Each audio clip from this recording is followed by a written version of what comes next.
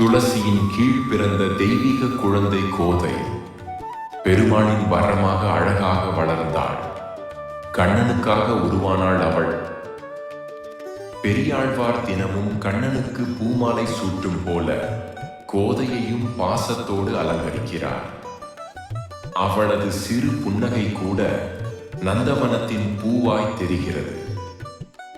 கண்ணனின் கதைகள் அவளது வாழ்க்கையிலும் ஓங்கி ஒலிக்கின்றன. கண்ணன் கண்ணன் என்றே கோதை வளர்கின்றாள்.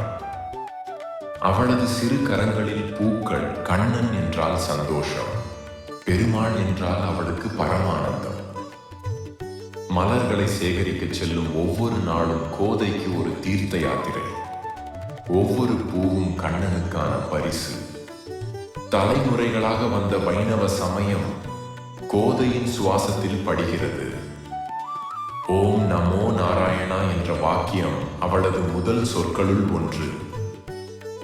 சிறு வயதிலேயே கோதையின் மனதில் ஆன்ம பூரணம். கோதை பிறந்த ஊர் கோவிந்தன் வாழும்